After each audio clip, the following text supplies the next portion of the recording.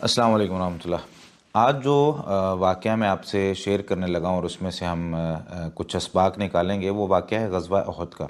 मुख़्तसर सा सिर्फ़ एक हिस्सा उसका ज़िक्र करूँगा। इस तरह है इस वीडियो के अंदर पूरा वाक़या ज़िक्र करना तो मुश्किल है। तो उसमें किस्सा मुख़्तसर यूँ कि नबी करीम सल्लल्लाहु अलैहि वसल्लम कैसे निकले, कब गए, किस हिजरी में गए, वो सारी चीज़ें अलग हैं।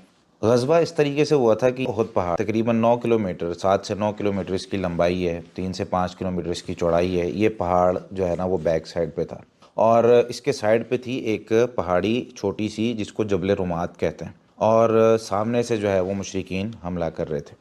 अब ये जो पहाड़ी है यानी उहद पहाड़ है, ये एक ऊंचा पहाड़ है और आपको पता है कि सऊदीया के जो पहाड़ हैं, ख़ास तौर पर मक्का मदीना के, ये पहाड़ जो है ना वो नुकीले पत्थर वाले होते हैं। यानी इस पर घुड़सवार चढ़ नहीं सकता, पैदल शख्स भी चढ़ता है तो बड़ी मुश्किल से, और अगर वो स्लिप हो जाए, फिसल जाए, तो वो उसका बचना नामुमकिन होता है। अब पीछे पहाड़ है और सामने से मुशरिकीन जो है वो हमला कर रहे हैं और साइड से एक जगह से हमला किया जा सकता था जिसको जबल रुमात कहते हैं। तो नबी करीम सल्लल्लाहु अलैहि वसल्लम ने 50 सहाबा किराम का एक लश्कर, जिसमें अब्दुल्ला बिन जुबैर रज़ी अल्लाह तआला अन्हु को उनका हेड बनाकर आप सल्लल्लाहु अलैहि वसल्लम ने वहाँ खड़ा किया। और सही बुखारी वगैरह के अंदर मौजूद है, सीरत की किताबों में भी मौजूद है कि जो मर्ज़ी हो जाए नीचे नहीं उतरना। हमारे अगर हमें कोई शहीद कर दे और हमारे टुकड़े पड़े हुए हों और उनको जो है ना परिंदे उचक उचक कर और उठा कर लेके जा रहे हों, तब भी आप लोगों ने नीचे नहीं उतरना है। तो ये बात कहकर आप सल्लल्लाहु अलैहि वसल्लम जो है वो मैदान में उतरे और जंग शुरू हुई और बड़ा एक अच्छा मामला रहा। जो कुफ़ार थे, मुशरिकीन थे, वो भागे। लेकिन इतने में क्या हुआ कि जब मुसलमान माले गनीमत इकट्ठा करने लगे तो वो इतने में जो ऊपर मुसलमान थे ना उसमें उनमें आपस में इख्तलाफ हो गया। कुछ मुसलमान ये कहने लगे, कुछ सहाबा किराम ये कहने लगे कि जंग जीत चुके हैं, अब हमें नीचे उतरना चाहिए। सैयदना अब्दुल्ला बिन जुबैर रज़ी अल्लाह तआला अन्हु ने उनको नबी करीम सल्लल्लाहु अलैहि वसल्लम की बात याद करवाई और कहा कि नबी करीम सल्लल्लाहु अलैहि वसल्लम ने हमें मना किया, जब तक हमारे पास पैगाम नहीं आ जाएगा हम नीचे नहीं उतरेंगे। तो सैयदना अब्दुल्ला बिन जुबैर रज़ी अल्लाह तआला अन्हु की जो बात थी वो सहाबा किराम ने उन पर जो एक मामला पेश किया, उन्होंने कहा कि जी ये उस वक्त था जब अभी जो है ना वो जंग मुसलमान लड़ रहे होते या कोई और मामला होता। अब जब जीत चुके हैं, अब मामला ख़त्म हो गया है, अब जो है ना वो माले गनीमत इकट्ठा किया जा रहा है, तो बिल्कुल आसार जंग के ख़त्म हो गए, अब दुश्मन भाग गया। तो ये कहते हुए ना मुसलमान आधे नीचे आ गए।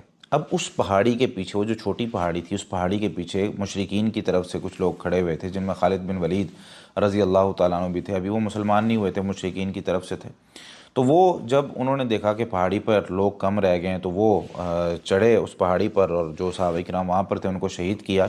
इधर से उन्होंने क्रॉस किया और वो उहद पहाड़ के सामने आ गए। यहाँ मुसलमान है, यहाँ मुशरिकीन, अब सामने भी मुशरिकीन। अब दोनों तरफ जो है वो कुफ़ार मौजूद हैं और कुफ़ार ने दोनों तरफ से हमला किया।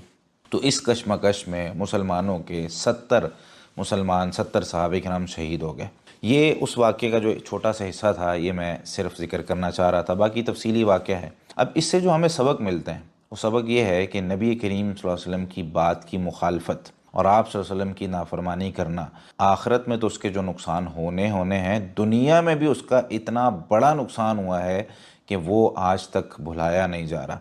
इंसान है ना, इंसान अपनी खिलकत में कमज़ोर भी है, अपनी खिलकत में नासमझ भी है, अपनी खिलकत में यानी अपनी पैदाइश के एतबार से वो जो है वो बेसब्रा भी है। तो ये सारी चीज़ें इस इंसान के अंदर मौजूद हैं। इसको समझाया जाता है, बताया जाता है, नसीहत की जाती है, इसको दीन की तरफ लाया जाता है, इसको कहा जाता है कि ये चीज़ तुम्हारे लिए नुकसानदेह है या फ़ायदेमंद है, फिर उस तरफ जाता है, फिर उस तरफ जाता है।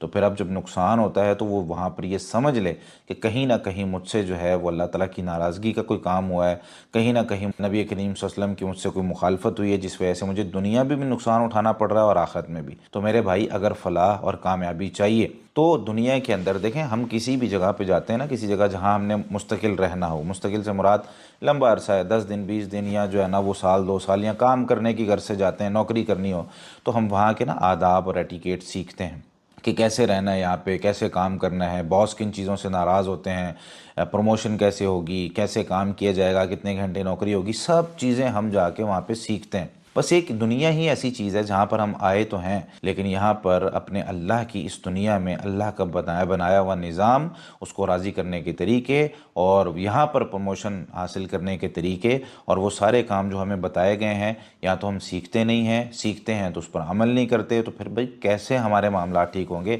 کیسے زندگی کے اندر برکتیں آئیں گی؟ تو یہ ساری چیزیں جڑی ہوئی ہیں اللہ رب العالمین کی اطاعت کے ساتھ، اس کی رضامندی کے ساتھ، رسول اللہ صلی اللہ علیہ وسلم کی محبت کے ساتھ۔ اللہ تعالی ہمیں نبی کریم صلی اللہ علیہ وسلم کی سچی محبت عطا فرما دے۔ جزاکم اللہ خیرا۔